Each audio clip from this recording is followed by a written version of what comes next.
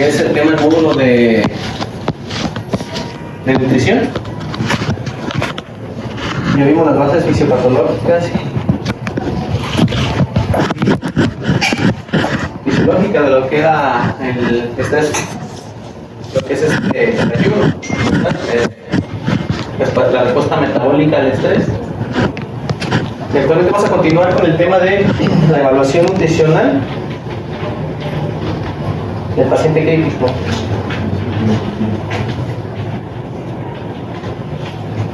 A lo mejor los demás no me conocen, pero mi nombre es Javier Emanuel Gómez Rodríguez, soy R1 de terapia de medicina del enfermo crítico, y pues vamos a platicar de esto que es la evaluación nutricional. La agenda pues es sencilla. En evaluación nutricional tenemos referentes a 2 guías bastante importantes, de hecho son 3, que es la ASPEN americana, la ESPEN europea y las guías NICE del Reino Unido, que es normalmente donde se extrae la mayor información acerca de qué recomendaciones y cómo evaluar a los pacientes que están en estado, que son de estado crítico, ¿no? Y vamos a dividir la agenda en lo que es propiamente la evaluación del riesgo nutricional y posteriormente la evaluación nutricional, que no es lo mismo, ¿sí? Y otras herramientas recomendadas adicionales para la evaluación nutricional propiamente dicha. Y al final, pues igual las preguntas y los comentarios y las conclusiones. Como modo de introducción, tenemos pues que las guías proponen un cambio de enfoque de cómo mirar la evaluación del riesgo nutricional, de cómo evaluar incluso la nutrición, porque ellos hasta cierto momento pues habían considerado en todo esto de la nutrición que los pacientes críticos pues con su estrés catabólico tienen una respuesta inflamatoria, hay falla multiorgánica, hay desnutrición, y que todo ese tipo de factores que intervienen en el estrés catabólico de un paciente que viene llegando a la terapia intensiva aumentaba la morbilidad infecciosa, ¿verdad? Y que también aumentaba, per se, por esto mismo de la morbilidad infecciosa, estancia prolongada y otras complicaciones que llevaban a aumentar más la mortalidad desproporcionada al momento en que pues, se identificaba esto y no se hacía nada por corregir ese o disminuir el estrés catabólico. Hasta el momento ellos tenían una visión en el cual le decían apoyo nutricional, ¿verdad? Que es el enfoque que terminaron cambiando, el switch, porque al principio lo consideraban un apoyo, ¿no? Hacer un cuidado complementario, preservar la masa corporal magra y apoyar al paciente durante la respuesta al estrés. Una terapia un poco más contemplativa en lo que lo alimentaba, y era un apoyo nutricional. Posteriormente, viendo que atendiendo al estrés catabólico y actúan de una manera más proactiva, una estrategia más proactiva, pues todo este tipo de manifestaciones que encontraron en el paciente, que la función muscular, la alimentación, la estabilidad y el soporte nutricional fungían como moduladores de la respuesta inmunitaria, disminuía la respuesta metabólica al estrés, y pues el soporte que se le daba también todo este soporte que se le daba pues impactaba en todo esto, disminuyendo la morbilidad infecciosa, menos cantidad de infecciones, disminuía la estancia prolongada, menos días de ventilación, y obviamente les iba mucho mejor a los pacientes. Había un cambio en el estado clínico de los pacientes, ¿verdad? Aumentaba mejor el estado clínico, disminuía la gravedad de las complicaciones de la estancia, y a todo eso se le empezó a cambiar el enfoque y llamarlo, en lugar de apoyo nutricional, terapia nutricional. ¿Qué es eso? Atenuar la respuesta, previene la lesión celular oxidativa y modula favorablemente las respuestas inmunitarias. A todo esto, pues, se empezaron a ver con varios estudios que se comentaron allí, sobre todo el de Gettier, que es de los que fueron impulsando todo este tipo de estudios acerca de la nutrición en edad temprana. Se dieron cuenta de que no era tanto la cantidad quizás de sobrealimentarlos, porque también no era perjudicial, ni tampoco la forma, sino que lo más rápido que podamos nutrir a los pacientes. En esos estudios me estoy fijando por qué el margen de las 48 horas, ¿por qué? O sea, ¿por qué dices, hay que nutrirlo de manera temprana? Y el margen de nutrición temprana es antes de las 48 horas, entre las 24 y 48 horas iniciales, y posteriormente ese corte. Bueno, se dieron cuenta, al igual que en otros estudios, que es donde mejor les iban los pacientes si había, pues, cuando empezaban con una terapia nutricional temprana, les iba mucho mejor a los pacientes. Y con un control glucémico meticuloso, pues todo esto impactaba en lo que ya les dije, que mejoraba el estado clínico y disminuía la gravedad.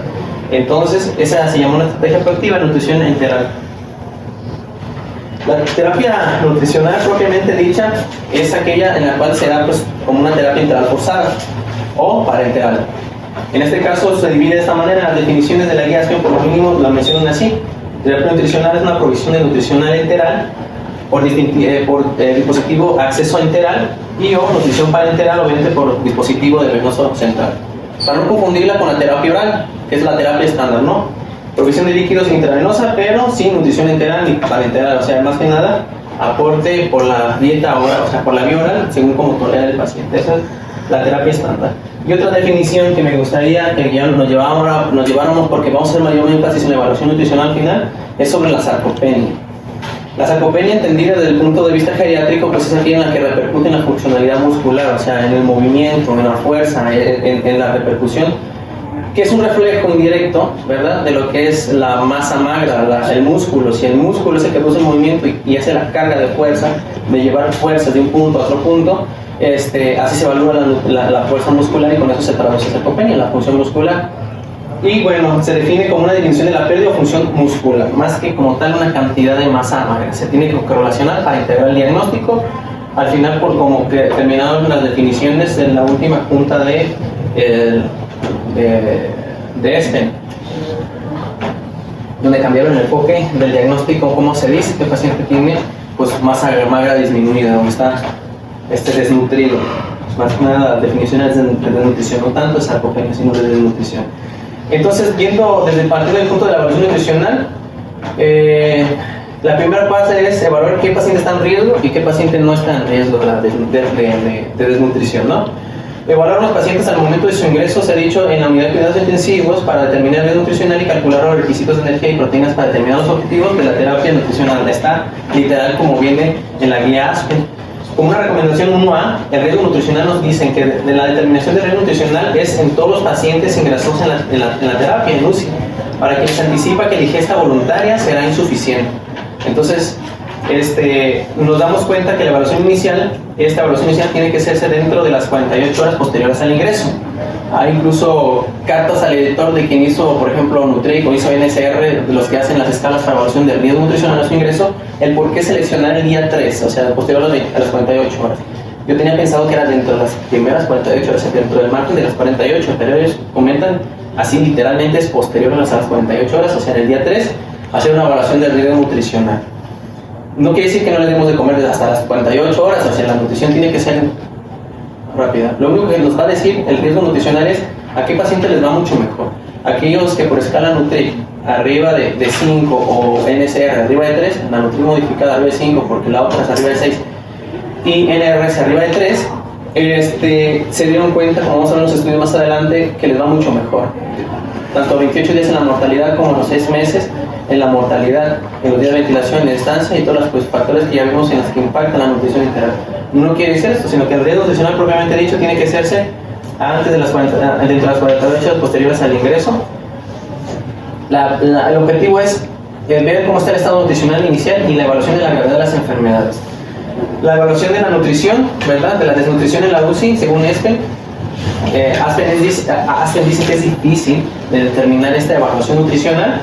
Es dirigida a detectar la pérdida de músculo y sarcopenia, o sea, desnutrición propiamente dicho, ya que pues, todo esto impacta en la mortalidad de hasta el 20-30% de personas que lleguen directamente desnutridas. Incluso hay artículos en los que nombran hasta más. Y por lo pronto, en lo que es las escalas de riesgo nutricional se proponen por lo menos en la guía Aspen 2, que es la NSR 2002, perdón, y la Nutric. Obviamente siempre va a estar ahí como que la queja de que la NSR 2 no fue hecha ni fue validada directamente para pacientes dentro de la terapia intensiva. Consideran dentro de screening pacientes críticos, pues pacientes que requieren terapia intensiva como uno de sus puntos a decir que ese paciente podría estar en riesgo. Pero como vamos a ver más adelante, aunque el paciente esté en terapia, muchas veces no termina con problemas nutricionales elevados únicamente por la gravedad de la enfermedad. Hay que evaluar el contexto, ¿no? Y lo que dijeron únicamente con estas dos escalas es que los pacientes que están en alto riesgo de nutricional se benefician más. Bueno, tenemos aquí, por ejemplo, creo que terminó encimándose esa diapositiva. Pero tenemos aquí el primer estudio realizado por realizado por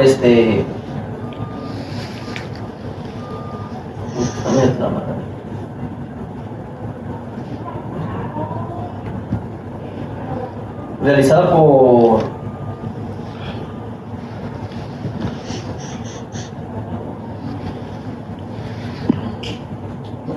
creo que no sé qué probar, por Heiland, el que les comentaba, donde se estaban identificando por medio de ensayos clínicos. Fueron varios ensayos clínicos en los cuales se empezaron a identificar qué factores se asociaban con este riesgo nutricional elevado, proponiendo una nueva escala de valoración que estuviera validada en la UCI. Ese fue como tal el objetivo ¿verdad?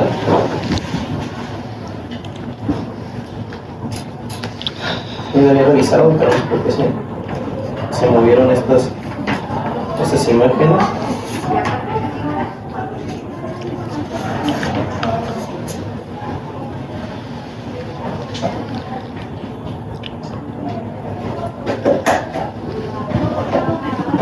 De pronto hoy sí, ahí está.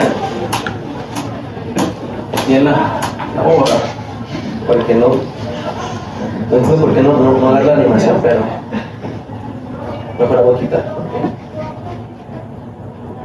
Seguido pasa eso, pues, en mi computadora, que no agarra ciertas animaciones de imágenes y no hace lo que se le pide que haga. Mejor la quitamos. Solamente para valorar que con el puntaje de la Nutri va aumentando la mortalidad, llegando a ser esta pues arriba del 20% únicamente por la nutrición. Tenemos el primer artículo, ¿verdad?, que es de Heiland, donde pues aquí era más que nada el desarrollar un método de puntuación para cuantificar el riesgo nutricional en la unidad de cuidados intensivos. Fue un estudio observacional prospectivo, varias variables relacionadas, en las cuales incluso incluyeron variables antropométricas, perímetro de masa corporal, lo que es aparte de la masa corporal, peso, talla, variables propias de la escala Nutric, y entre otras, en los cuales pues se le asignó puntuación a quintiles para ver cuál es la fuerza de asociación con la mortalidad 28 días y 10 sin ventilador como resultados primarios y secundarios.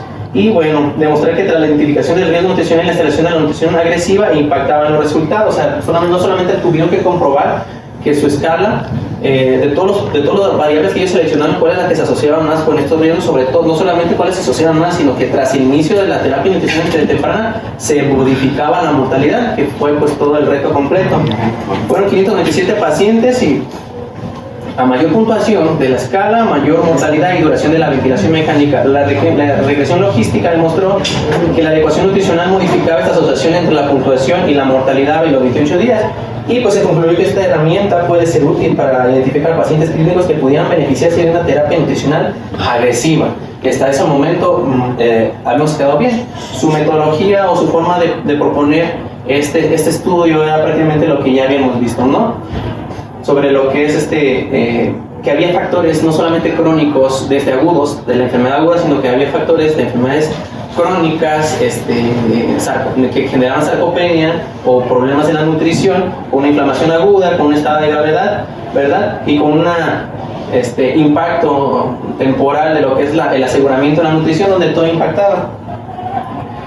Ese fue como su sustento, ¿no? Y de esa manera, pues, varias variables, como les comento, fueron candidatas a proponerlas, pero muy pocas de ellas realmente terminaron siendo estadísticamente significativas, sobre todo estas, ¿no? Apache, SOFA, que son las que están incluidas en la escala Nutri. Y bueno, también lo que eran los días de admisión a la UCI, también lo toman como posterior, cuántos días previos, cuántos días posteriores a la UCI. Como se dan cuenta, ni el IBM, ¿verdad?, no se consideró como tal con asociación, ¿verdad?, que eso fuera importante para esta escala. Las comorbilidades y, bueno, obviamente la inflamación, que ellos propusieron el PCR, procalcitonina y lo que es la interleucina. Como tal, la procalcitonina fue la única que fue como tal positiva, y la interleucina no se incluyó por procalcitonina dentro de la escala, pero sí la interleucina 6. Entonces, como pudieron ver, a partir de lo que era el punto de corte de 5-6, es donde se dieron cuenta que las personas con el mayor riesgo nutricional arriba de 6, pues eran las que mejor se beneficiaban. Como podemos ver, de este lado pues están los supervivientes y el otro porcentaje de una prescripción agresiva de dieta. Ese es el porcentaje de la cantidad de los requerimientos totales con las que se iniciaron y podemos ver que la mortalidad sí descendió, sobre todo en el grupo, no sale acá más abajo porque creo que se enseñó un poquito, que los que son la línea continua es de los de bajo riesgo, 0,5, y los que tienen la línea entrecortada son los del grupo de 6 hacia 10, que eran los de alto riesgo. Y como vemos, pues sí, hubo una disminución de la mortalidad solamente en ese grupo. A los demás parece que cerraban casi igual al principio, pero fueron esos los hallazgos, y como vemos hubo una correlación entre el puntaje y la mortalidad. Posteriormente, bueno, y esta es como se encuentra organizada la escala, ¿verdad? Está la edad, las variables que acabamos de ver en el estudio que fueron clínicamente significativas son las que se pospusieron, y que obviamente esto guardaba correlación clínica con la mortalidad a 28 a 6 meses y los días de ventilación mecánica. Se dieron cuenta de eso. Solamente los del grupo de alto riesgo que necesitaban una terapia enteral precoz, o sea, entre las 12 y 48 horas, con una terapia agresiva de nutrición, pues les iba mucho mejor. Al contrario, los que estaban de bajo riesgo parecía como que les iba medio mal, ¿no? Como que también a los que no eran de bajo riesgo los nutrías o los sobrenutrías, empezaba a verse ahí que la mortalidad cerraba casi igual que los otros, ¿no? Y bueno, aquí se consideraba el punto de corte de la interleucina, si se consideraba o no. Posteriormente vinieron un estudio, ¿verdad? Sí, intervenía mucho, ¿no?, que le quitáramos la interleucina, porque se dieron cuenta que esta escala pues era limitada así siendo estrictos, era limitada a los hospitales que contaban con el recurso de la interleucina. Posteriormente hubo un estudio de Ramham, en los cuales pues querían saber si esta escala se podía utilizar, ¿verdad?, haciéndola modificada y quitando la cuestión de la interleucina, ¿no? Quisieron validarla externamente, una versión modificada sin esta interleucina, en un análisis post de los estudios clínicos autorizados de los pacientes con falla multiorgánica. Únicamente fue usada en pacientes con falla multiorgánica y se omitió la interleucina 6 por esas consideraciones. 1.199 pacientes y una puntuación de Nutric fue recortada. La promedio fue 5.5, pero realmente lo único que hicieron que es de 0 a 10, que es el puntaje total, sin quitándole la interleucina, bajó el punto de corte ya no de 6 a 10 los de alto riesgo, sino de 5 a 9 los de alto riesgo y de 0 a 4 los de bajo riesgo. Y lo que se dieron cuenta es de que sí está validada externamente y que no le quita casi nada de fuerza el hecho de que quitemos o no pongamos la interleucina, ¿no? Como que al final no impacta demasiado. Y lo que se dio, pues, se dieron cuenta, pues, fue prácticamente esto, que no difiere mucho de la otra, de la completa, ¿no? De la Nutric completa a la Nutric modificada. En ninguna de las presentaciones, ¿verdad? Y que igual guardaba la misma correlación que los estudios previos acerca de que se iniciaba la nutrición enteral en los grupos de manera precoz y agresiva en los grupos de alto riesgo, pues les iba mucho mejor, ¿verdad? Y también pues se seccionó esta escala para ver también en cuanto a los meses, ¿verdad? Los resultados a 6 meses, pero no solamente en los meses, sino también en grupos de escala de bajo riesgo, así como la seccionaron más, partieron en 3, 0 a 3, de 4 a 6, de 7 a 9, para evaluar factores confusionales. También lo importante de aquí es de que entre más riesgo tenga el paciente de forma nutricional, ¿verdad? Hay algunos en los cuales se da cuenta que el mayor riesgo nutricional era entre mayor falla orgánica habida. Un solo órgano no impactaba demasiado tanto, más órganos también se guardaba con esa correlación. Posteriormente se nos vino la escala NRS 2002, ¿verdad? Y bueno, esta escala de la NSR 2002, pues dentro de su valoración del riesgo nutricional, es como el screening. Hay que aprender que el riesgo nutricional es como el cribado, el screening. No es la evaluación nutricional. No te dice, me salió alto, está desnutrido, me salió bajo. No es quién está en riesgo, nada más. No te dice si está desnutrido o no está desnutrido. ¿Quién está en riesgo de nutrición? Entonces, en el SR2 nos ponen en la primera parte de la sección A varios puntos, ¿no? Sobre todo, aquí ya comienzan con ciertos datos. IMC, por abajo de 20, paciente que ha estado perdiendo peso en los últimos 3 meses, o paciente que ha disminuido su ingesta en la última semana. Si dan cuenta, la escala Nutric no mencionó estos antecedentes o no incluyó dentro de su escala factores de ingesta o factores de IMC. Prácticamente era edad, días, agudeza de la enfermedad, comorbilidades, y punto. Con eso, y aguardar una buena correlación, NRS hizo un pretest donde primero pues ellos incluyeron variables que en su momento se les va a nombrar fenotípicas por la definición, ¿verdad? Pero hasta el momento ellos incluyeron cuestiones que eran relacionadas a la ingesta y obviamente el paciente grave enfermo, ¿no? Que le pusieron. Aquí, si nosotros ponemos cualquier sí aquí, nos tenemos que ir a la sección número 2, donde tenemos que ver el estado nutricional del paciente, dando diferentes puntajes tanto a la cuestión nutricional como a la enfermedad. Para ser un poco más rápido, pues igual hay que revisarla en casa. Aquí lo importante es esto, que según la de 0 a 3 es de bajo riesgo, ¿verdad?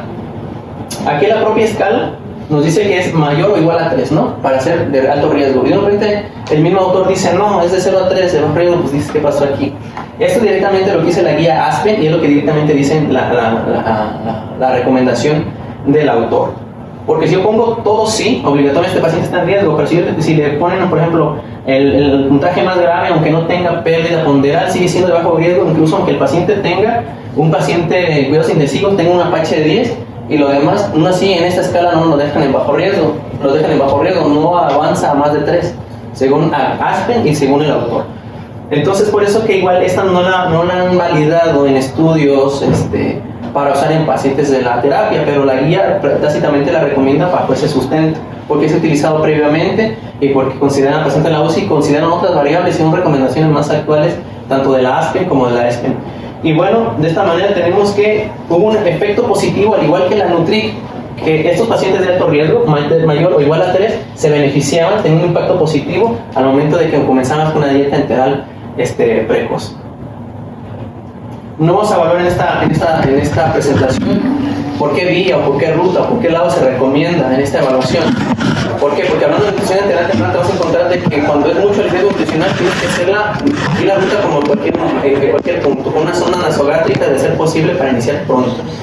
Si hay riesgo de aspiración, entre otras, recomiendan pospilórica, pero si eso va a tardar más tiempo en nutrirlo, te recomiendan que aún así, per se, insistas en darle dieta, aunque sea con la nasogástrica. Pero eso no se va a abarcar en esta presentación. Entonces, propiamente después de la determinación de riesgo nutricional, como les comentaba, no es igual a la evaluación nutricional. El riesgo nutricional te recuerda quién está en riesgo y quién se beneficia de la terapia nutricional temprana, y la evaluación nutricional está enfocada a detectar quién está desnutrido. Entonces, para no llegar a llegar a ese enfoque, porque al final llegan los pacientes y no entendemos ese enfoque. ¿Quién está en riesgo? ¿Y quién se puede beneficiar tras el riesgo? ¿Y quién propiamente tras la evaluación clínica, metodológica, de la masa magra, de todos esos factores, prácticamente está desnutrido el paciente, que es el impacto ve más en la mortalidad?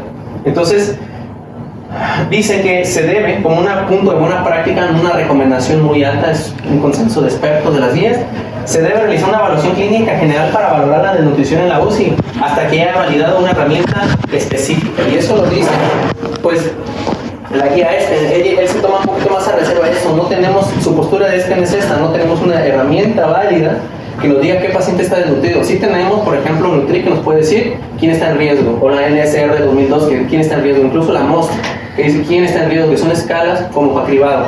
Pero ninguna de esas escalas de cribado de CESPEN te va a decir quién está desnutrido.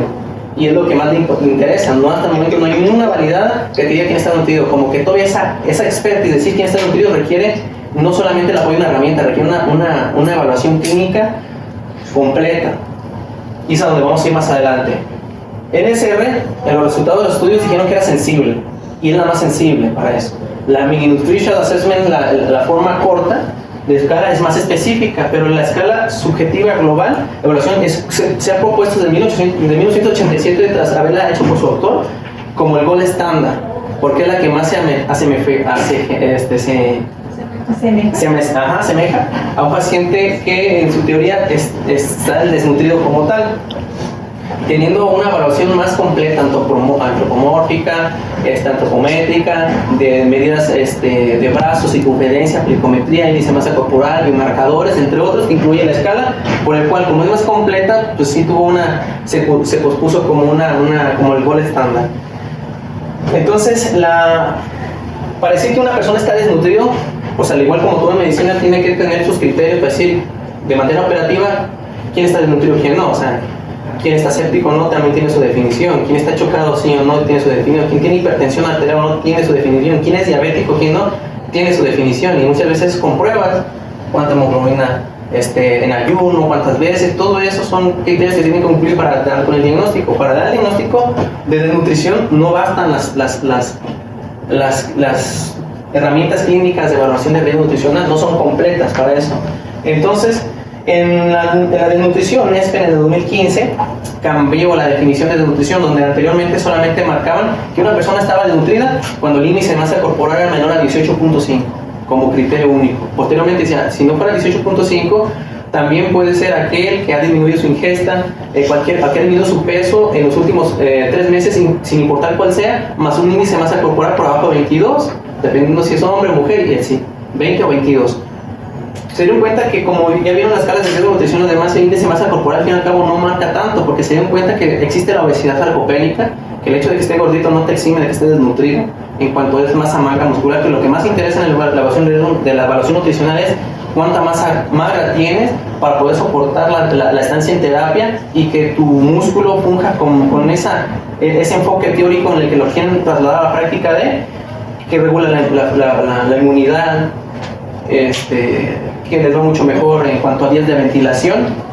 Entonces, toda la demás evaluación nutricional se va a ver en un estado inicial cuánta masa magra tienes y qué podemos hacer para conservar tu masa magra para que te vaya mucho mejor en terapia, más que otro tipo de masa. Entonces tenemos, como les había dicho, quién está desnutrido y cuánto.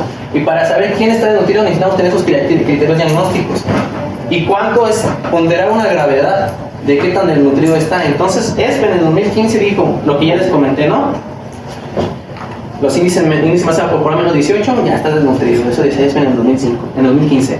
O la pérdida de peso más del 10%, indefinido, o más del 5% en 3 meses, más el índice de menor de 20 o de 22 en menores o mayores de 70 años respectivamente. Menos 20 en menores y menos de 22 en menores de 24 horas. Y el índice de masa magra como tal, que es diferente al índice de masa corporal, únicamente considerando masa magra menor de 15, 17, y esa era la definición, ¿no?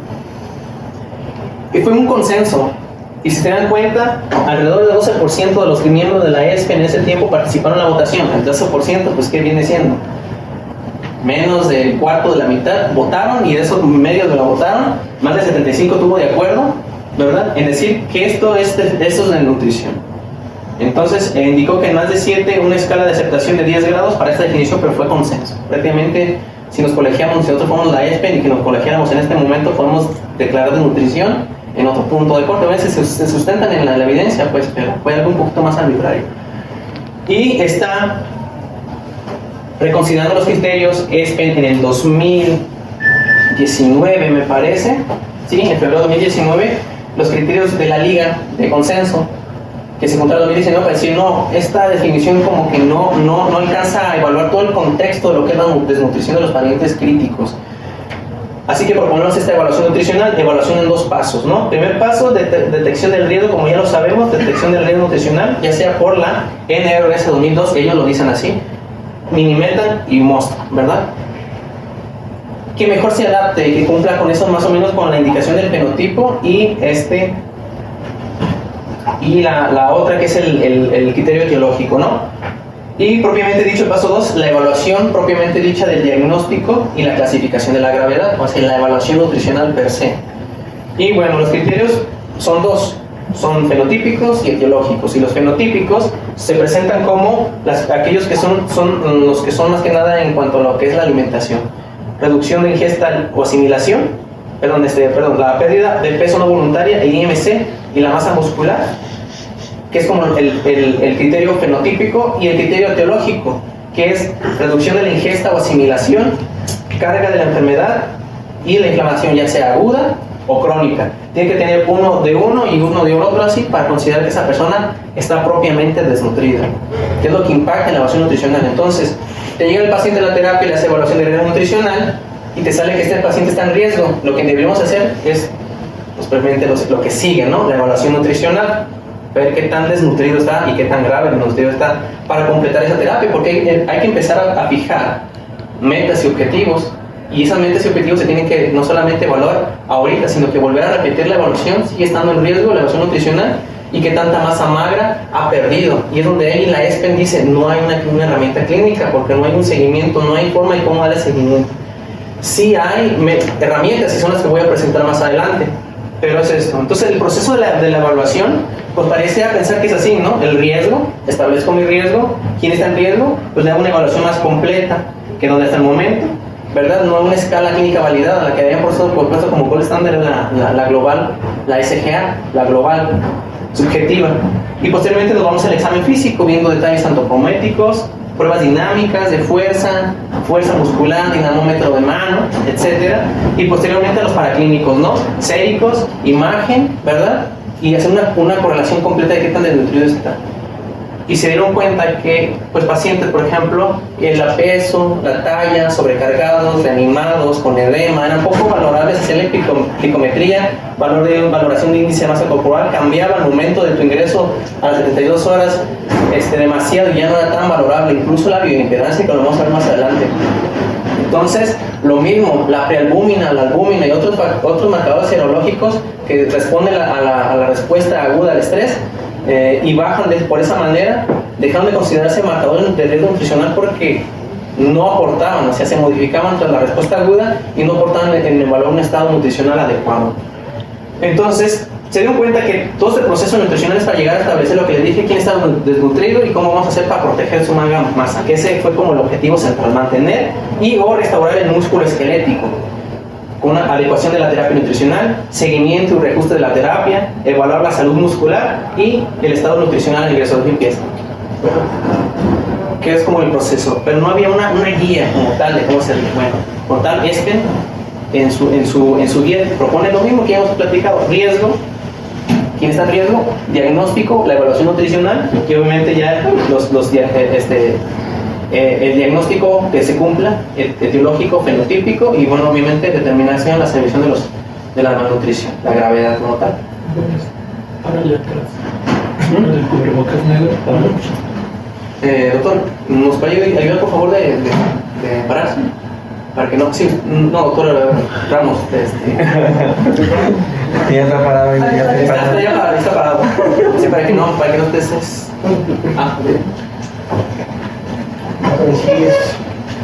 Entonces, vimos esto, ¿no? Que son los criterios de la GLIM, donde dicen un criterio fenotípico y un criterio etiológico te dice que está desnutrido.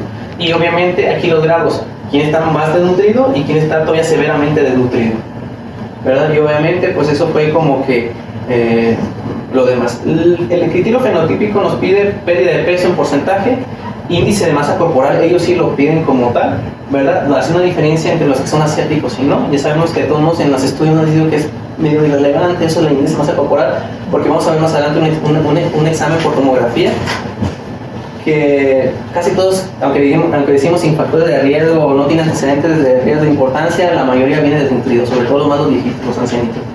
Y la masa muscular, la evaluación. ¿Con qué método? Por un método, pues se dice validado por los métodos. Y ver abajo cuáles son los que proponen.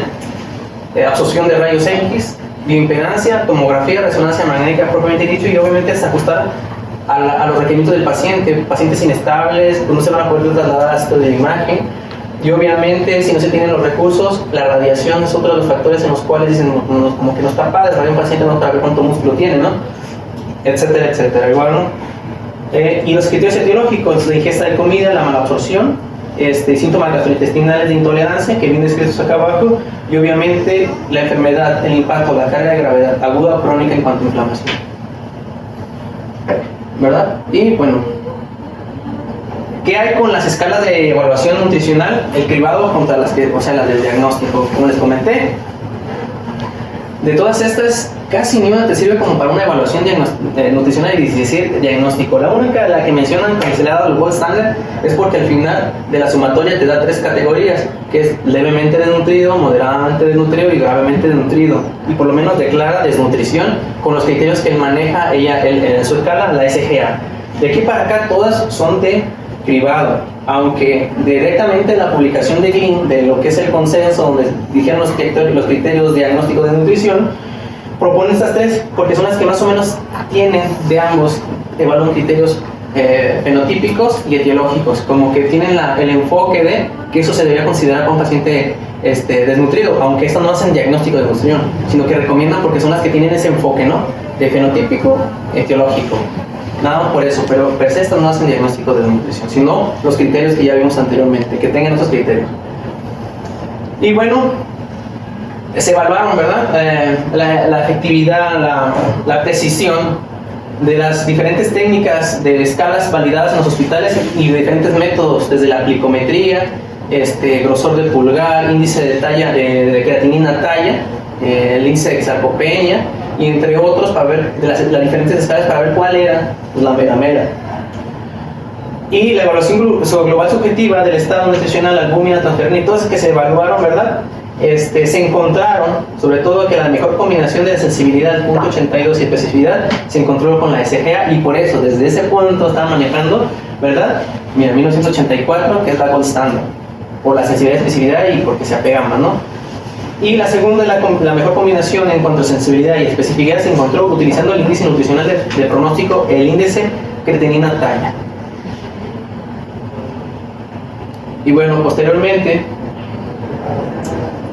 en esta que fue de asociación entre la malnutrición, ¿verdad?, y los resultados clínicos en los cuidados intensivos, una revisión sistemática, el propósito de aquí era decir, bueno, vamos a determinar si la desnutrición diagnosticada mediante una herramienta validada hasta ese momento, ¿verdad?, se asocia a una forma independiente con resultados clínicos más deficientes en la UCI y si hay concordancia entre ellas.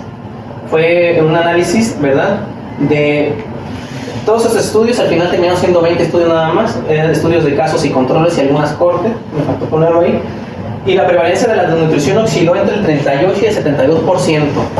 La desnutrición diagnosticada por las herramientas se asoció de forma independiente con un aumento de la estancia en la terapia y el reingreso a la UCI, infecciones y el riesgo de mortalidad hospitalaria. La SGA fue superior debido a que tiene un mejor valor predictivo positivo que la NMA, y hasta aquí nos habíamos quedado, ¿no?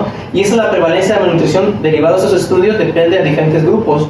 Un grupo heterogéneo fue el que se reportó, de 37 a 78, y diferentes grupos, en mayores de edad, ancianitos pues, trasplante hepático, lesión aguda o cardiocirugía, diferentemente. Y bueno, también la diferente desnutrición diagnosticada por las diferentes escalas, y lo que se encontró en cada una de ellas fue que la SGA, factor independiente para infección, reingreso y alta en el centro de cuidados de enfermería, no salió significativa, por lo menos sus estudios, que la SGA sea significativa para predecir mortalidad y deficiencias en la cicatrización, rechazo en injerto. La NMA no se asoció de manera independiente con ningún resultado clínico, solo la mini-nutrition assessment, la forma corta, se asoció en algunos estudios únicamente con la mortalidad.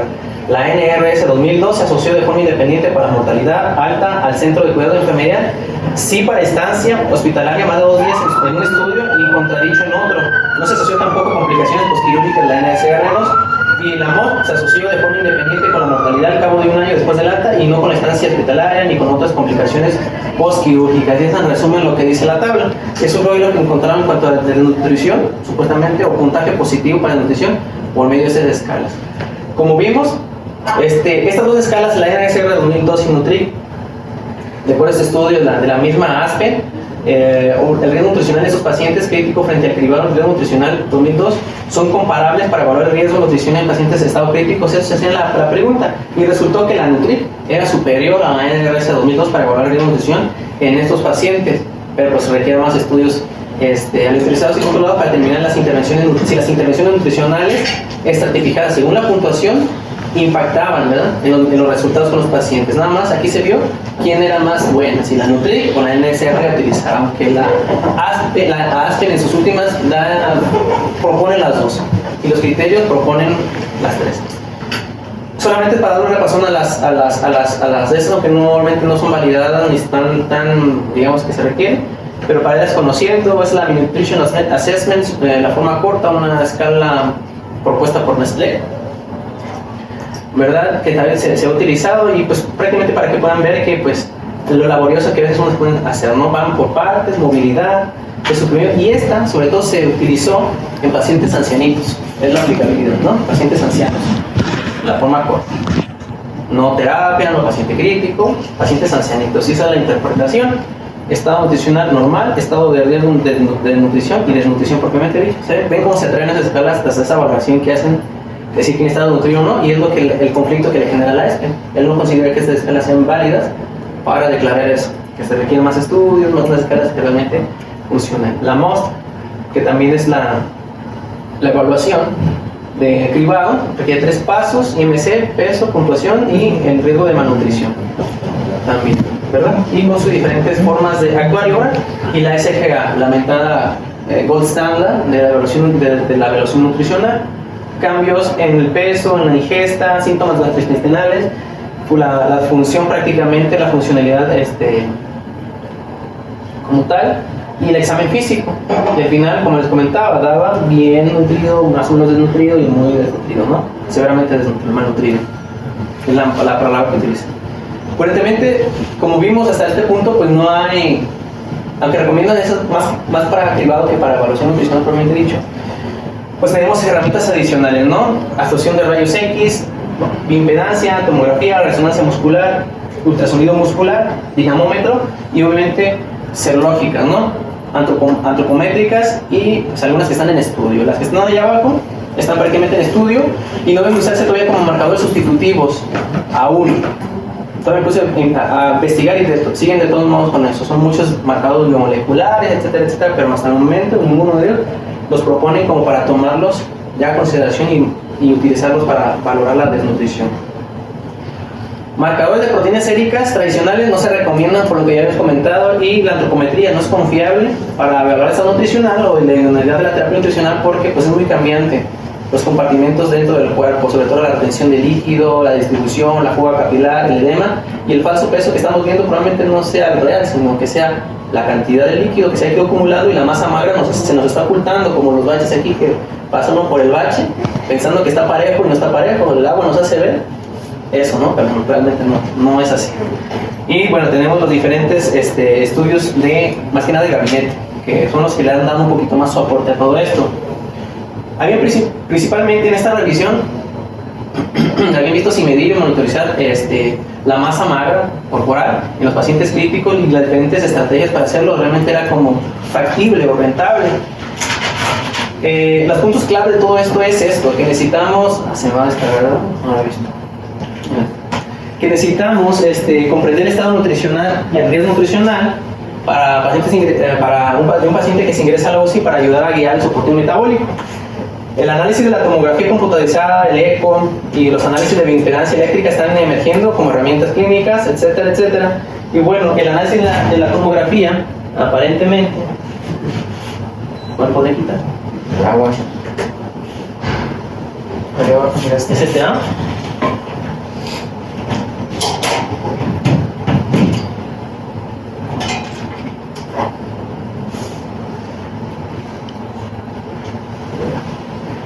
Y la tomografía, dijeron muy bien, ¿verdad? La impedancia también puede brindar excelentes oportunidades para detección e identificación de pacientes en riesgo. El ultrasonido fue el que más problemas tuvo, sobre todo porque faltan puntos de corte, faltan en qué punto se tiene que insonar, cómo se tiene que insonar el factor operador dependiente, ¿verdad? En las formas para dar seguimiento, pero es donde se están ahorita haciendo reajustes para poder establecer escalas, ¿no? Y el conocimiento y las ventajas de estos métodos nos pueden ayudar a hacer una determinación. Y obviamente, como les comentaba, decíamos, sí, pues no tiene antecedentes o factores de riesgo de desnutrición, en los cuales, pues prácticamente, gran parte de las personas que llegaban y se hacía un estudio tomográfico, los estudios donde se aplicaba una tomografía para evaluar la sarcopenia, la desnutrición, se dan cuenta que la mayoría, hasta un 50% a 70% de los pacientes llegaban con malnutrición, o sea, desnutridos, o sea, con masa magra disminuida por este medio. Y sobre todo los ancianitos, más del 70% de arriba de 65 años. En los primeros estudios vieron, sobre todo en cadáveres, que el punto de hacer un punto de corte a nivel de L3, de la lumbar número 3, y haciendo un corte a ese nivel, midiendo por medio de estudios de software de imagen, por medio de las unidades Hounsfield de menos 59 hasta los 115, que es lo que le corresponde al músculo, hacía una cuantificación de todo el músculo a este nivel que se correlacionaba con el músculo de toda la economía corporal, pues. Y se estudió esto y en pacientes oncológicos, y se trasladó los valores de corte de esta serie de estudios a proponerlas también para los pacientes críticos, por no haber todavía otros más estudios, porque obviamente no todos los pacientes críticos tenemos la oportunidad de tomarle un estudio. Se aprovecharon de que los que venían con patología abdominal, entre otro tipo de cosas, y le hacían un barrio con tomografía, hacer los estudios de tomografía, pero no previamente se recomendaba que un paciente con TC, que no le hicieron nada acá abajo, pasara la tomografía de abdomen más para hacerle esta evaluación, lo cual no recomendaba por las cuestiones de la radiación. Y otra cosa que veían, sobre todo en ultrasonido, que se concordaba con esto de la desnutrición y la progresión, es el ángulo de penación, así le comentan, el ángulo de penación, en el cual entre más alto o amplio sea el ángulo de penación, es más la desnutrición que se ha ido, y nosotros haciendo monitorización del ángulo de penación y el avance longitudinal del seguimiento de ese ángulo para saber qué tan desnutrido estaba y cómo se correlacionaba con la sarcopenia, o sea, cuánto se traducía que esa pérdida que se ve en el ángulo de penación impactaba en la fuerza. Por lo pronto este estudio nos dieron, entonces tenemos los 3 estudios aquí que nos comentan, ¿verdad? El de tomografía, que eran de esos estudios, ¿verdad? Y de los de bioimpedancia bioeléctrica, y las ventajas y desventajas que prácticamente pues son las mismas. El ultrasonido, por no faltar más estudios y puntos de corte, modos de operar, traductores, presiones, todo eso que le faltaba especificar al ultrasonido. Tomografía, la radiación y bioimpedancia, prácticamente empezaron a decir que si no se aprovechaba al principio el ingreso, después era poco valorable ver lo demás. Empezaron a sacarle más jugo a la bioimpedancia, viendo, por ejemplo, la fase, el índice de fase y otro tipo de determinaciones que nos pueden ayudar para determinar la estabilidad y la salud de la membrana como tal muscular. Entonces varios estudios comenzaron con el ultrasonido, viendo pues que estos pacientes con lesión cerebral central que generan espasticidad, y cómo en un seguimiento con ultrasonido impactaba prácticamente en la atrofia muscular, impactaba en la evaluación de la sarcopenia. Eso fue en esa manera, y la forma de medir ello era de lo que es el calcáneo hasta el epicóndilo del fémur, y tomaban diferentes tipos de medidas considerando la distancia del tendón hasta la inserción, y hacían una resta, y prácticamente ellos sacaban sus propias cuentas para decir que un paciente estaba sarcopénico dentro, y se impactaba. Realmente esto sí se veía que tenía un impacto no solamente en la nutrición, ¿no? Los que estaban normales era un grupo de normales y un grupo con parálisis, y prácticamente pues sí se notaba que los que estaban con parálisis sí se concordaban los seguimientos longitudinales y la evaluación por ultrasonido. Esto empezó a dar más luz hacia el ultrasonido, a dar seguimiento. Y bueno, las evaluaciones del gaste o el gasto del músculo esquelético en los pacientes críticos empezaron a dar más luz, con estudios longitudinales prospectivos en 3 pacientes ingresamos en la UCI con un SOFA de mayor de 2, más de 48 horas posteriores al ingreso, hasta los 7 días, y le dieron seguimiento con otra técnica de medición, ultrasonido del recto femoral y del vasto medio. Hicieron seguimiento a sus pacientes con biopsia histológica, y también le dieron seguimiento a sus pacientes con análisis bioquímica los días 1, 3 y 7, ¿verdad? Y lo que se dieron cuenta es de que sí había de cierta manera cierta concordancia en las mediciones de lo que es el desgaste muscular en las 3 mediciones. Esto es con ultrasonido, biopsia, ¿verdad? Y la otra es de biopsia, y la otra es de lo que es el estudio de proteínas por DNA. Y cómo iba cambiando el porcentaje de masa magra a lo largo de 10 días, donde ellos vieron, ¿verdad?, que había una pérdida de musculatura desde el ingreso hasta el día 10, aproximadamente, me parece que podría ser hasta el del 70%. Y bueno, también se dieron cuenta también de esto, que un órgano y falla multiorgánica, la diferencia es que sí hay diferencia entre la cantidad de órganos, sobre todo para ver la pérdida esquelética y músculo esquelético. Entonces, entre esos pacientes el desgaste muscular se produjo de forma temprana y rápida durante la primera semana de enfermedad crítica, y fue más grave de las personas que tenían insuficiencia multiorgánica que un solo órgano, ¿verdad? Ellos utilizaron escalas de Hermann, así como de las ecografías, para valorar que un paciente, no tanto esto en la cantidad, sino en la calidad de músculo, con diferentes texturas de cogenicidad, que era lo que nos comentaba el estudio primario. Hace falta los modos de cómo se va a tomar, por ejemplo. cuál va a ser la calibración del dispositivo para saber que lo que estamos viendo, la hiperecogenicidad que estamos viendo es significativa y se concuerda con el estándar. Ellos vieron diferentes tipos de escala, que es la que proponen Hermann, ¿verdad? Que es con ecogenicidad. Se supone que el paciente con una ecogenicidad más elevada, ¿verdad? En la cual incluso hasta pierdes la visibilidad del hueso en la parte de abajo, es un músculo que ya se infiltró de grasa, es un músculo ya más atrofiado y fibrótico a comparación de músculos más sanos en los cuales va el proceso. Eso es lo que nos puede ayudar el ultrasonido también, no solo la medición del grosor del recto femoral y el corte transversal de esos dos grupos, del recto medio y el vasto interno. Por tomografía, ¿verdad? El índice de sarcopenia. Se estudió también el índice de sarcopenia utilizando los parámetros serológicos de lo que es la talla, la creatinina y la cantidad de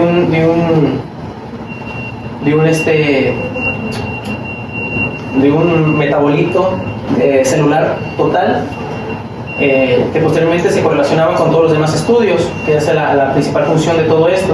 Y aquí prácticamente está este estudio, ¿verdad?, de ver cuál es el rol de la sarcopenia, el índice de sarcopenia y los demás estudios de imagen, sí guardaban cierta correlación, y aquí se proponen prácticamente los mismos. Vamos a verlos uno por uno. El ultrasonido muscular, como ya vimos, ¿verdad?, que podemos ver tanto la calidad del músculo como la cantidad, como ya vimos, calidad en la hipertonicidad y cantidad en las tomas de grosor. Aquí el punto y el meollo es de que faltaba a qué puntos, en qué lugares vamos a poner el ultrasonido, con cuánta presión para hacer las mediciones. Las mediciones que se sugirieron, ¿verdad?, es prácticamente a nivel a la mitad de lo que es el epicóndilo del fémur hasta la parte del epitrócleo del fémur, de la cadera, y al punto medio hicieron la primera insonación, y a 2/3 en la parte proximal hicieron la otra insonación. Esto es una toma de ultrasonido donde tenemos la superficie, la piel, el tejido subcutáneo, el recto femoral y el vasto interno. Y este es el hueso, y estas fueron las mediciones que se terminaron. Eso significa, es lo que es el diámetro del corte transversal de este paquete, el grosor únicamente del recto femoral, y fueron las diferentes mediciones que se tomaron, viendo obviamente que había cierta correlación, sobre todo lo que era esta sección performa más que el grosor con la fuerza. Y eso fueron como estudios ya más avanzados, donde las cosas que le están dando seguimiento, donde se proponen los puntos del corte para poder hacer las insonaciones y hacer las mediciones, ¿verdad?, con los diferentes puntos de corte, como que ya les comenté anteriormente. La tomografía, ¿verdad? Les comentaba la tomografía del paciente de 87 años que llegó a la terapia intensiva, le hacen un estudio tomográfico y ven a nivel del punto de corte donde nos han dado valores, que es el nivel del E3, pues para la paciente desnutrida, con un índice en cuanto que se traduce a desnutrición, a sarcopenia. Y aproximadamente esos estudios dieron que el 67% de los pacientes de la UCI tienen una área transversal muscular baja medida por tomografía al momento del ingreso, y más del 70% mayores de 65 años. Y que había una desnutrición, la tasa de desnutrición en general del 50% en las personas que llegan a la UCI por este método, ¿verdad? La forma de medición es a nivel de una sección L3 y el procesamiento con imágenes, aunque también se podría intentar hacerle con las herramientas de software que nos proporciona aquí, ver si se puede correlacionar, darle, ver cuánto es la cantidad en volumen de ese músculo a ese punto de corte. Y obviamente pues nos dieron los puntos de corte que les había presentado anteriormente. Se hizo una correlación entre tomografía y ultrasonido, ¿no?, para dar seguimiento. Como vemos, el IBM, la masa muscular, no tiene como de cierta manera tanta correlación en cuanto a la cantidad del músculo. 40 kilos de masa corporal y prácticamente con media imagen. La paciente, todos los tres salieron con desnutrición, ¿verdad?, por ese tipo de corte muscular en cada uno de ellos. En tomografía habíamos visto punto de corte en hombres menor a ese punto a nivel de psoas, considerando el psoas y el paraspinal al ingreso 1 en MUSI. Hombres menos de 45.2 centímetros cuadrados, mujeres por debajo de 39. Y todo el total de la musculatura medida a ese nivel, menos de 170 centímetros cúbicos de hombre y menos de 110 en mujeres. Ese fue el punto de corte que por lo menos en los estudios predice mortalidad y temprana en sepsis y pacientes con ventilación mecánica. Ultrasonido, hombres menos de 33, menos de 34 en mujeres. Impedancia, el ángulo de fase menos de 30 por 3.49 grados en hombres y menos de 4. El ángulo en el primero y a las 24 horas y la DEXA la absorción de rayos X propiamente dicho. Hablando de la bioimpedancia única y de multifrecuencia, también se propuso como un estudio de prácticamente aquí lo que hacen analizar es por la bioimpedancia pasar una corriente de punto a punto, en el cual lo único que hace es analizar esa corriente o diferentes puntos de corriente y ver la resistencia en los tejidos. Previamente la impedancia pues es eso, se mide en ohms y bueno, hay una dificultad del paso de los tejidos, depende de las características de los tejidos. Hueso, grasa, músculo, todo tiene una diferente resistencia y es lo que analiza la DEXA al final, utilizando solamente frecuencias necesarias para ver la resistencia en el músculo, así calcula lo que es agua corporal y músculo, dependiendo de la resistencia que tiene. Y pues nos dan dos valores, ¿no? Lo más importante de eso son el ángulo de fase y el índice de edema. Y el ángulo de fase pues, es un indicador de la salud de la membrana celular, tamaño e integridad, que es mayor en pacientes que están bien nutridos, supervivientes y con albúmina, mayor albúmina, que es la reactancia entre la resistencia y por esa formulita que les puse ahí. Y el índice de edema, que es el agua extracelular entre el agua corporal total, y prácticamente es mayor en desnutridos, aumentan mayor en los que tienen mortalidad aumentada, los que tienen menos hemoglobina, se vio en los que tienen menos albúmina y se vio más en los que tienen mayor días de ventilación, con estos dos datos que fueron los únicos que salieron significativamente, estadísticamente significativos. Pero tenía baja concordancia con la tomografía, pero identificaron la misma población en estado crítico con un área de músculo esquelético baja en la tomografía computarizada. Y por lo pronto el índice de sarcopenia, que es el final que les comentaba, donde igual se buscó una adecuada correlación. La cistatina C es una proteína que se produce directamente en los músculos y una tasa frecuente comparada con la creatinina, que es la que nos da una tasa frecuente de más o menos lo que se comenta. El problema de la creatinina, al igual que con los demás, pues puede llegar a sesgar un poquito con los días de evolución porque se va perdiendo masa magra y podemos ver el declive de la creatinina en esos pacientes. No quiere mejorar la tasa de función renal, sino que vemos prácticamente que están quedando sarcopénicos, ¿verdad? Y esos son los puntos de corte en cuanto a la relación de la creatinina más la cistatina C. Y el grosor del músculo abductor del pulgar, que al principio se había visto que tenía buena correlación, ¿verdad? Con las medidas antropométricas y que era prácticamente haciendo una glicometría a ese nivel, ¿no? El promedio de manos en dominantes y no dominantes fue eso respectivamente. Igual si había correlación con las demás antropometrías. El dinamómetro, las dificultades de la evaluación de fuerza en la terapia, la mayoría de lo que se informó fue prácticamente pacientes sedados que no cooperaban o que no pueden hacer el caminar de la silla, las presiones con los dinamómetros porque estaban con delirio, poco cooperados, sobresedados y no se consideró como tal que estas herramientas fueran prácticas en la terapia intensiva. Y por último, el nitrógeno ureico de 24 horas. Gran parte de los estudios en los que está derivado no son tanto en pacientes críticos, fue la única crítica que se hizo, no se hizo tanto en pacientes críticos, se hizo en pacientes hospitalizados, por lo cual igual no guarda una correlación en cuanto a la evaluación nutricional, pero sí es importante y sí es sugerido, ¿verdad? Para darle ver cómo está el estado catabólico, el grado de estrés del paciente y sobre esto tratar de ajustar los requerimientos nutricionales. Hasta el momento el balance nutricional se ha utilizado para establecer los requisitos de proteína dietética en sujetos sanos, pero funciona mal en adultos gravemente enfermos, ya que no pareció predecir los resultados clínicos como tal. Pero pues es una buena herramienta para darle seguimiento a los pacientes. Y por último ya, no sé si tengo una conclusión antes de yo dar las mías. Sí. Bueno, aquí el punto es ¿no? Los pacientes en estado crítico pueden perder desde el 17 hasta el 30% del músculo de los primeros 10 días del ingreso. Y obviamente se magnifica con la atrofia muscular en los pacientes con falla multiorgánica. El músculo esquelético es fundamental para la regulación de citoquinas, contribuye en el 85% del acremento de la glucosa corporal total y obviamente tiene otras ventajas, no solamente la de las citoquinas, ¿verdad? Sobre todo que es la fuerza muscular propiamente dicha, nos disminuye días de ventilación y el preservar y el cuidar esa masa corporal es donde tiene que estar enfocadas al momento. Los puntos de enfoque de la mayoría de días es ahí, en preservar, cuidar o mantener o incluso hasta mejorar los pacientes que vienen desnutridos en un mejor estado de nutrición que mejoren los resultados clínicos al final. Y la pérdida de masa muscular y los cambios perjudiciales en la función metabólica pueden contribuir más aún en las complicaciones relacionadas con la terapia, que pueden aumentar la tasa de mortalidad, movilidad, estancia, infecciones, días de ventilación mecánica y lo demás. Estamos en el mismo punto hasta el momento, prácticamente en cuanto a la evidencia y recomendaciones por guías donde nos den sustento o peso, en que no existe un estándar de oro para definir paciente en riesgo y paciente en la UCI, y eso lo dice por lo menos la EPA. La ASPEN es un poquito más abierta, sí, pues tenemos lo que tenemos, hay que usarlo, ¿no?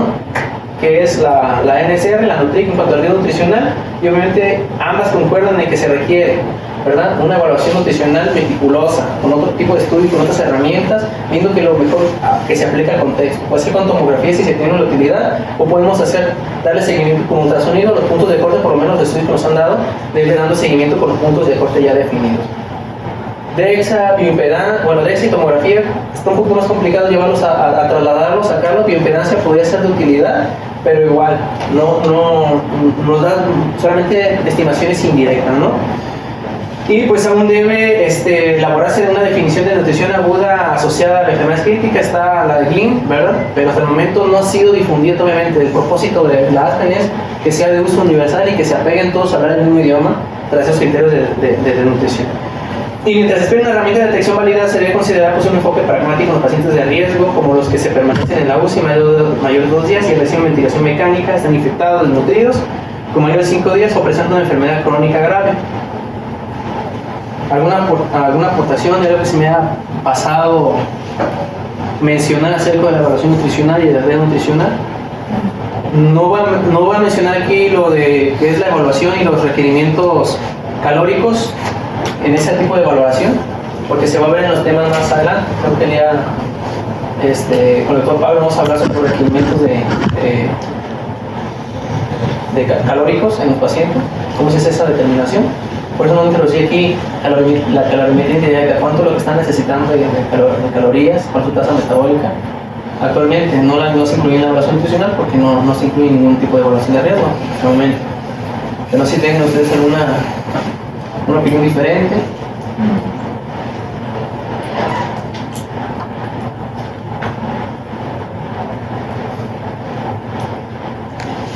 Alexis. Pues no, bueno, yo solamente me quedé con una duda de lo que mencionaste al principio, que decías que lo de la evaluación no tanto las dos principales, la NUTRI,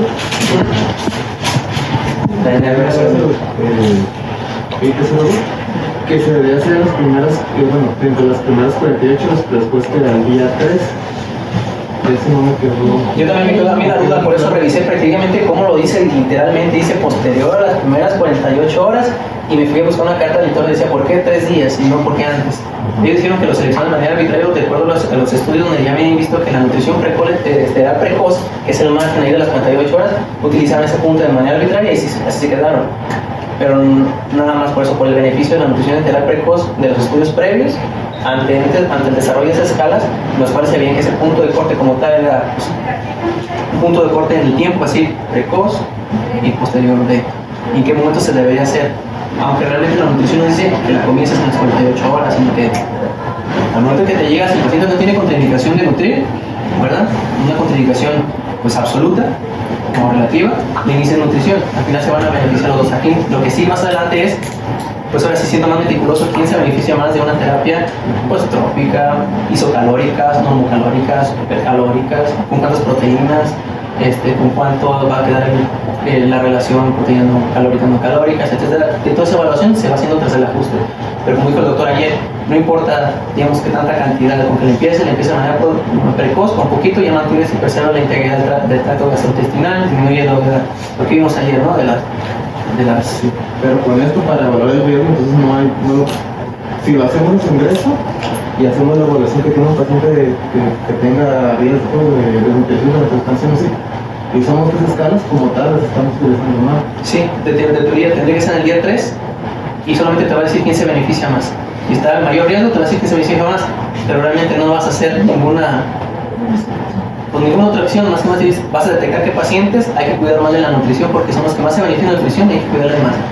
Y los que no se benefician tanto de la nutrición, pues puedes hacerla salir negativa y la puedes repetir a la semana. Así continúa el riesgo, ¿no? Los que son de bajo riesgo, por cualquiera de las escalas. Fíjate que lamentablemente pues sí nos dan como válidas estas con sus reservas, porque son opiniones de expertos, ¿no? Estas dos guías, estas dos escalas, ¿no? La del Nutri-Score más aparte la de NRS 2002, ¿no? Lamentablemente no son tan aplicables en la UCI y por lo tanto el nivel de evidencia no es bastante fuerte porque un paciente en la UCI tiene diferentes factores, diferentes situaciones que hacen que el riesgo nutricional se eleve hacia una condición desfavorable. Ejemplo, son pacientes que a veces tenemos con uso de glucocorticoides o esteroides, son pacientes que tenemos bajo un esquema de sedación, son pacientes que tenemos incluso a veces con uso de bloqueador neuromuscular, son pacientes que están postrados en cama, que hacen que esos músculos se lleguen a atrofiar y por consiguiente ese dato clínico va en relación con la nutrición. Por lo tanto, no son escalas tan aplicables, no son escalas tan aplicables para nosotros, pero sin embargo tenemos que partir de alguna escala como para dar ese riesgo nutricional.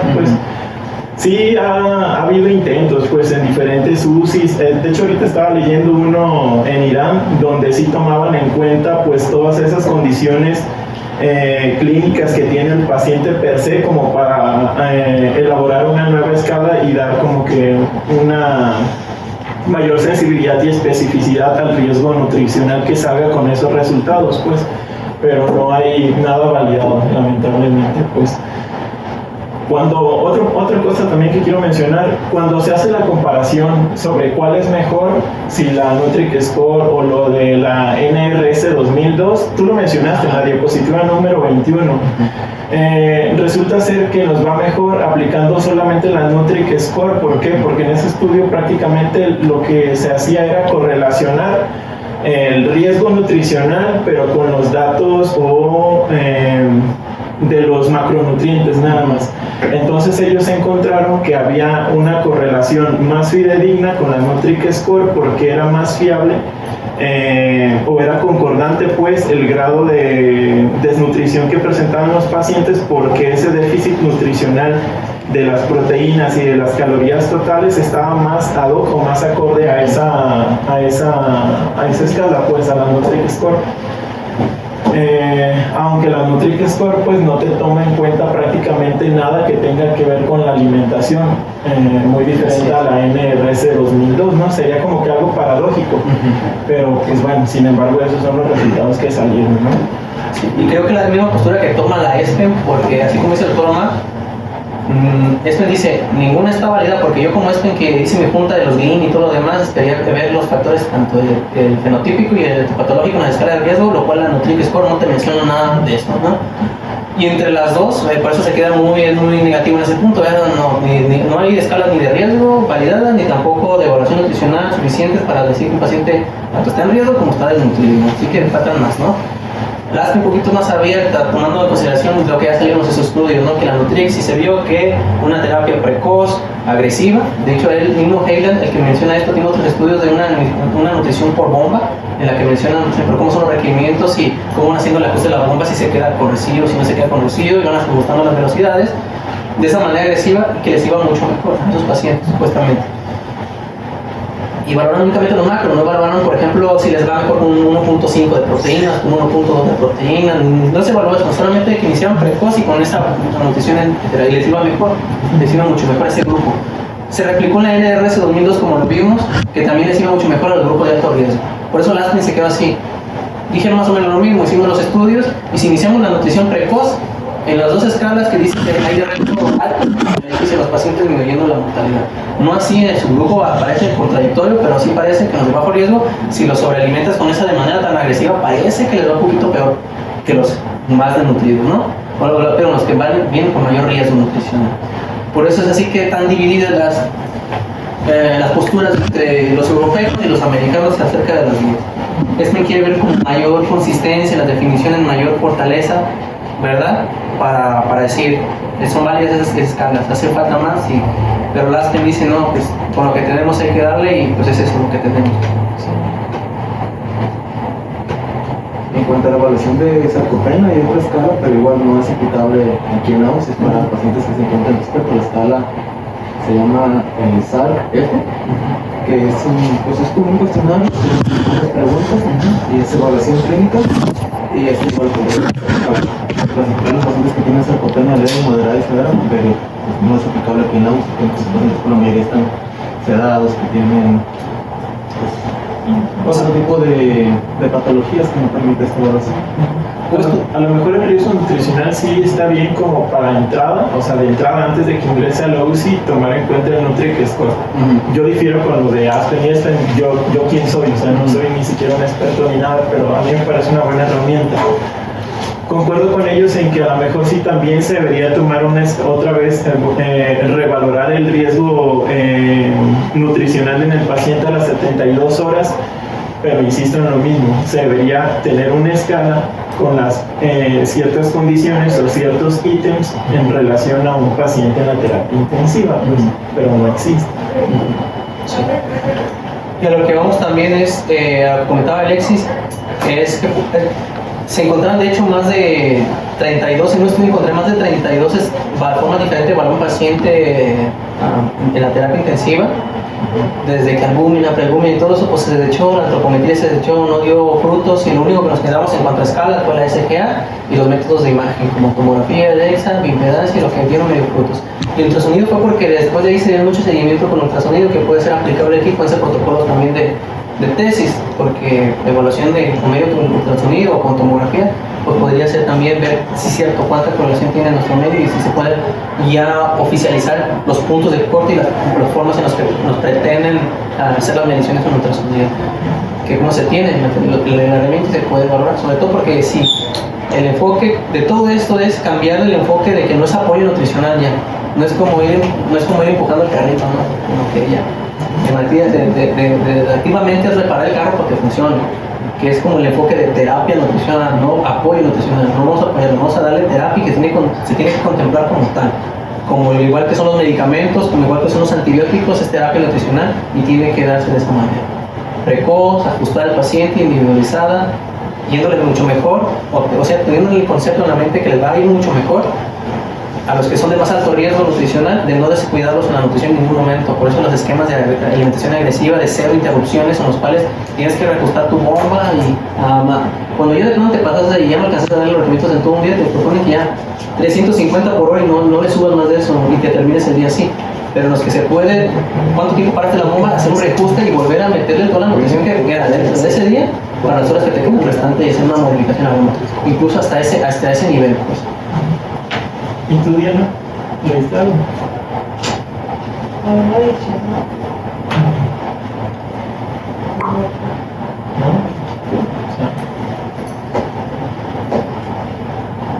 ¿No? Yo quería mencionar de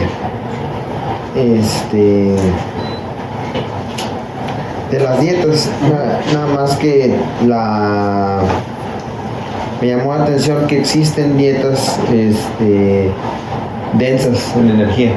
Entonces, se pueden considerar, por ejemplo, en ciertos casos especiales, cuando tienes pacientes que tienen, por ejemplo, una incapacidad para tolerar una dieta de isocalórica en su volumen completo, o que están en una restricción de volumen, o que están haciendo una transición a la dieta oral, usando, y puedes incluso utilizar lo que le dicen un esquema de nutrición intermitente por la noche.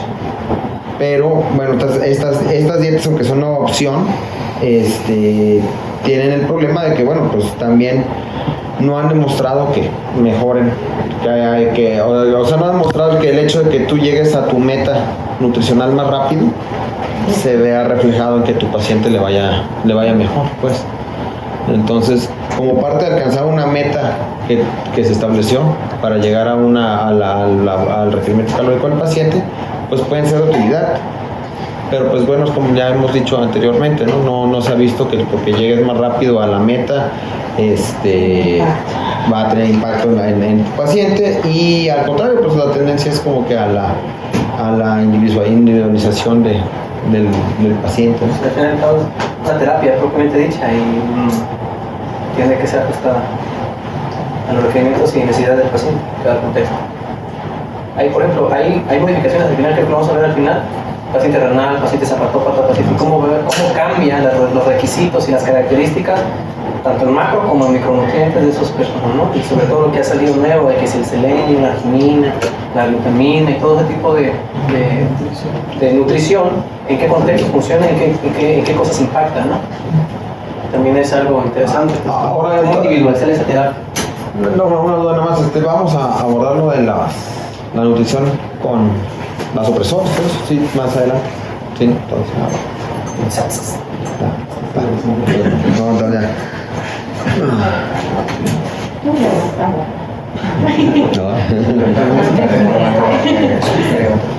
Entonces, sí hay que hacer una reevaluación, pues todos los terapias Pues eso dice la guía. Pero el problema es cómo la haces, pues, otro con NutriQuest, pues.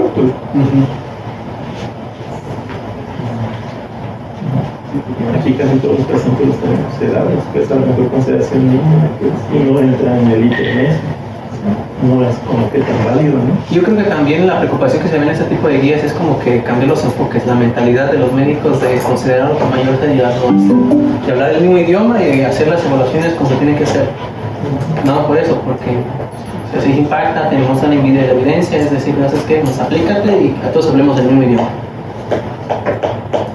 Sí, pues, bueno, todo lo que tiene el guía es más como de cómo iniciar dieta para proteger al paciente, para proteger por ejemplo la integridad del mucosa intestinal, para prevenir la alimentación, para prevenir otras complicaciones, más que a este paciente que tiene un riesgo de desnutrición alto, algo de nutrición no está. Llega este paciente, tiene un riesgo de nutrición alto, no te tienes que esperar tanto en que si le vas a poner la pospilórica o la sonda, no, pon la sonda y le empieza una dieta. Bueno, me quedé con una duda nada más. Le hace, y si le hago un ataque, entonces si por otro motivo le haces un ataque al paciente, ¿te sirve de algo la? ¿Te podría servir, verdad? El problema es el software. De hecho, donde los artículos que publicó, ¿no? Todos tienen software bien sofisticados para ocupas el software. Nada más es con el ataque. Ponerle y te pinza el músculo porque ya tiene configurados las unidades Hounsfield, donde se detectan diferentes grupos musculares a este punto nivel, y dice tanto volumen corporal, y dice si es completamente todo el músculo por abajo, 107, 170 en hombres, 110 en mujeres, y respectivamente, ¿no? 45, 49 y 45 en cada uno, si solamente se toma el psoas y los paraspinales, y te dice, este paciente está sarcopénico a su ingreso, ¿no? Está desnutrido, entonces no viene sano prácticamente, y como tú dices, el 50% de los pacientes por ese método llegaban desnutridos, o sea, llevan en definición de desnutrición, por medio de tomografía, y los ancianitos hasta el 70%. Entonces, ¿por qué les va mal a los viejitos a veces con la ventilación que no se logran liberar de la ventilación, les va como tal, más denteos, se infectan más, se complican más? Porque pues igual. Porque a veces no se va los músculos. Sí. Y como me faltó mencionar, ya no lo quise mencionar porque en la evaluación de la enfermedad muscular del paciente neurocrítico, lo que es la enfermedad neuromuscular del paciente crítico, se mencionó todos los factores como mencionó el doctor Omar, la sedación, la ventilación, el relajante muscular, los esteroides, todo eso son factores de riesgo de presentar lo que es la debilidad adquirida en la UCI, ya sea miopatía o neuropatía del paciente crítico, y que eso se presenta para considerar lo que se consideró o que se pidió en la UCI arriba de los 7 días, pero sigue siendo al fin y al cabo un factor de riesgo de malnutrición adquirida en la UCI, no que ya había llegado como los ancianitos, así que ya todo el estrés nos llega, sino que propiciado por el manejo de la UCI y los factores propios de aquí, terminaron desnutriéndose. El ultrasonido eso decía, ¿no? Empiezas con 18 de nutrición y hasta los 30 se te iba, a los 10 días se te iba de nutrición hasta el 30% durante el seguimiento de la terapia. Entonces, sí se desnutren, pues, obviamente.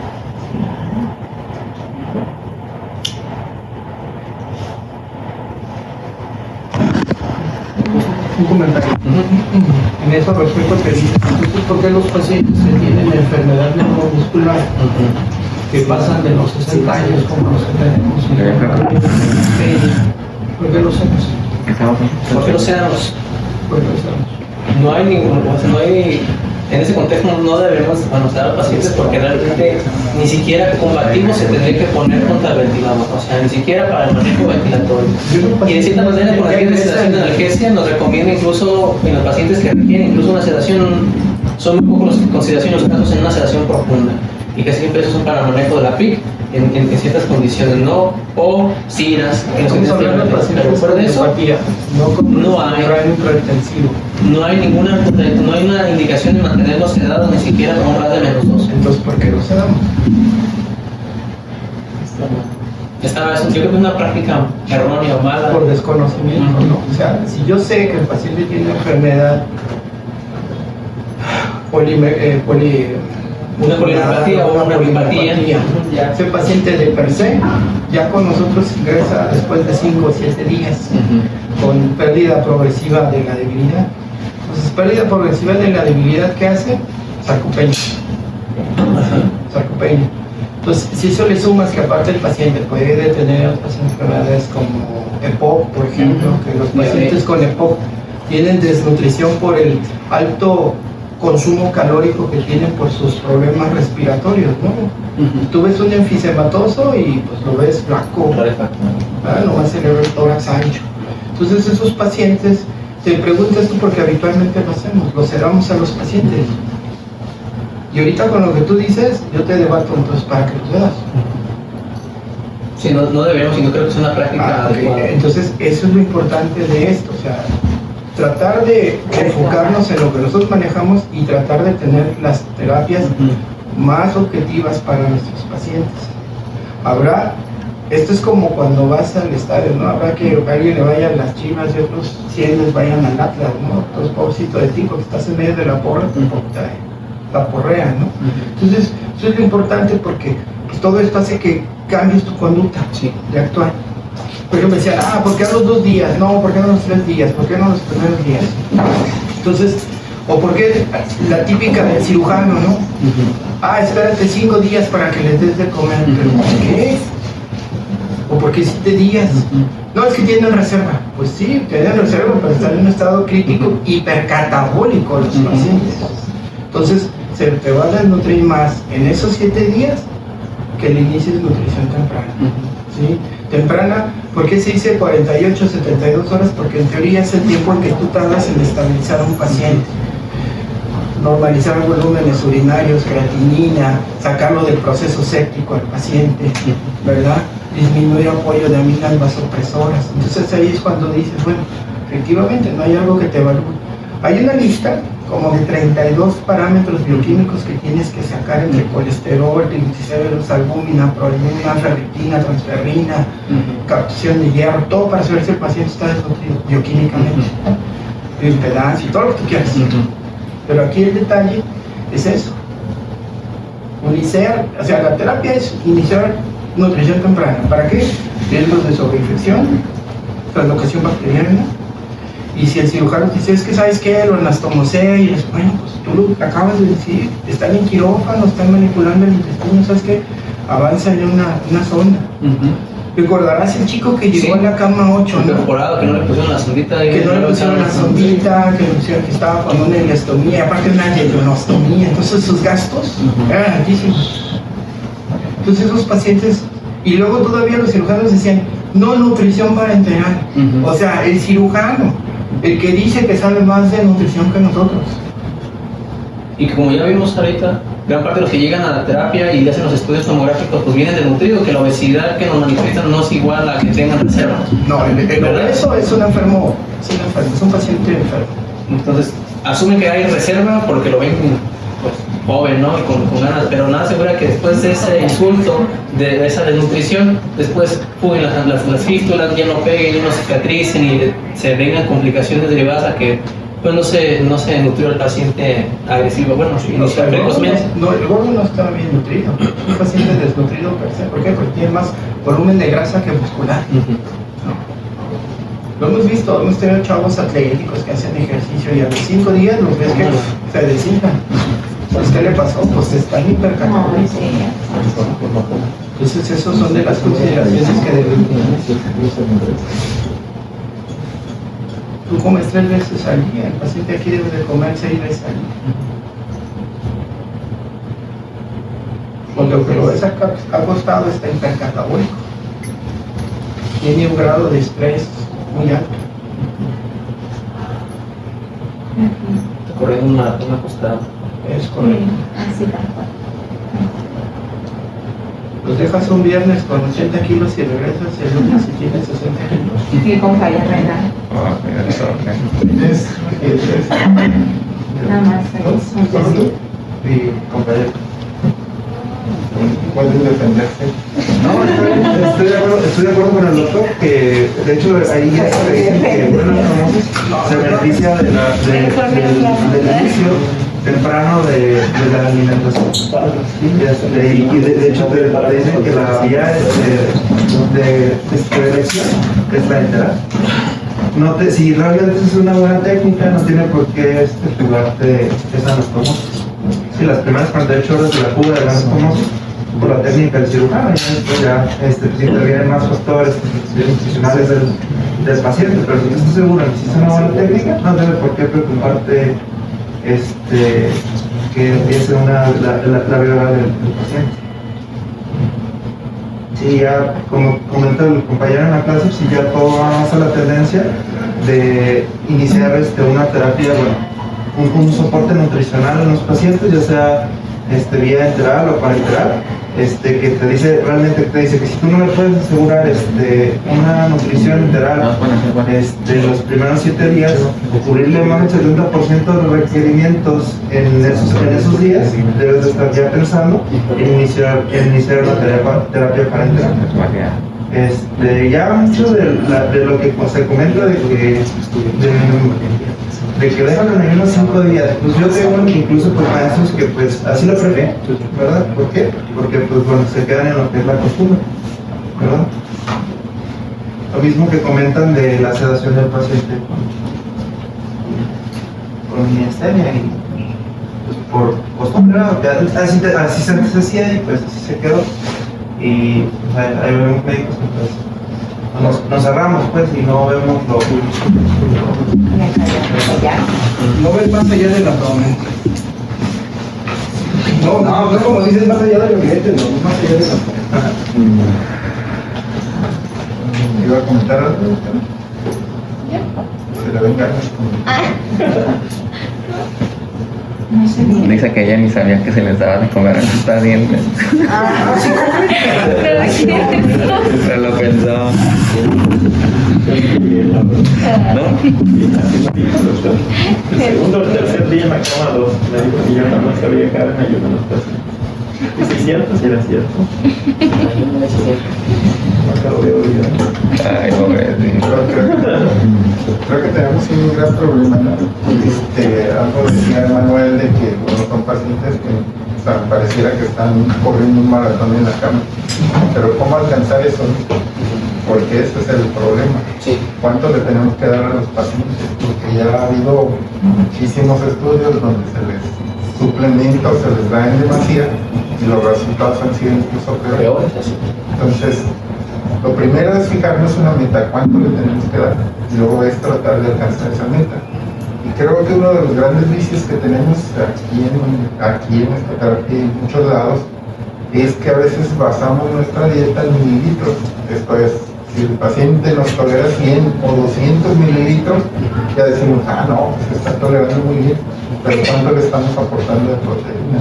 A veces nunca revisamos qué es lo que se está administrando. Por ejemplo, las latitas o cajitas que tenemos ahorita es prácticamente pura azúcar, y es mínima la cantidad de proteína.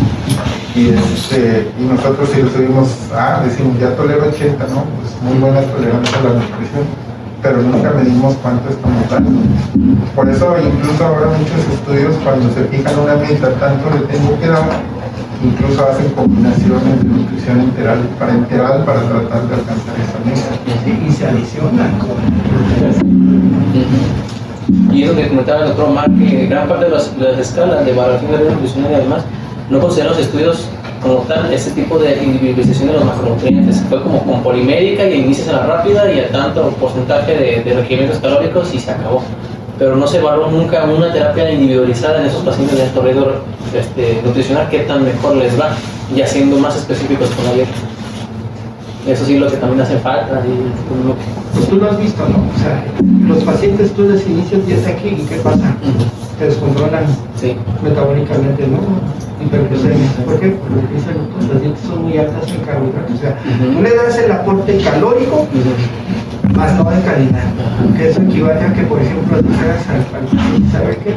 Tómese un lonchecito y 3 gancitos. ¿Entiendes? Le estás dando muchos carbohidratos, una rebanada de jamón, y a lo mejor si luego viene una rebanada. Entonces, a eso es lo importante, ¿no? Que yo tengo que individualizar a mi paciente y saber en qué contexto estoy, ¿no? Si está traumatizado, si está quemado, si es una cirugía, si es una asfixia abdominal, etc. Entonces, eso es lo que tiene que analizar, ¿no? Porque pues tú dices, oye, al inicio de la dieta, glucosa es de 300, ¿no? Dices, ¿qué pasa? Pues es la dieta. Es azúcar nada más. Y que Le estás dando un aporte calórico, pero no de calidad. incluso como ya hemos visto, ¿no? Entre el equilibrio de las guías NICE Sugar y entre lo que son las recomendaciones de las guías nutricionales, no recomiendan como tal disminuir el aporte para controlar la glucosa, sino al contrario, hay que hacer el ajuste de los esquemas de insulina y el apoyo con insulina para llegar a, o a individualizar la dieta, pues igual como las elementales, entre otro tipo de cosas que no impacten demasiado. Pero sí, a veces el pensar, me ha tocado en algunas otras ocasiones que le quitan la dieta para controlar la glucosa diciendo, pues no, me vas a dar la torre, ¿verdad? En lugar de pues, ajustar o individualizar el esquema de insulina. ¿no? Tienes que modificar, bajar el aporte de calorías, dar más proteínas. Así es. Lo que tú ves, es para de comer, pero la glucosa. La glucosa. Pues, como dijeron, es lo que hay.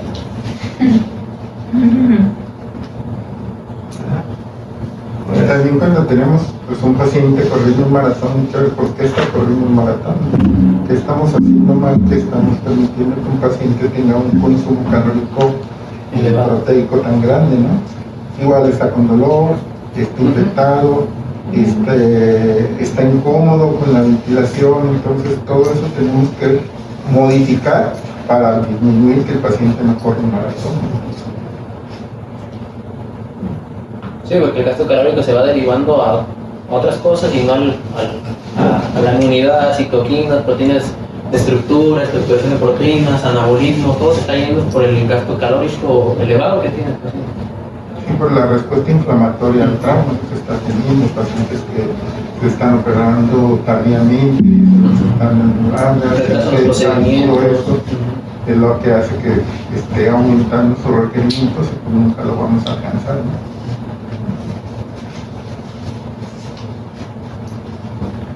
Bueno, ahora cambiamos de mes y pues hay que darle la bienvenida, hay que presentarnos a los que estamos aquí y los que van llegando. Yo soy el doctor Cristian Ramírez, soy médico de la terapia intensiva, soy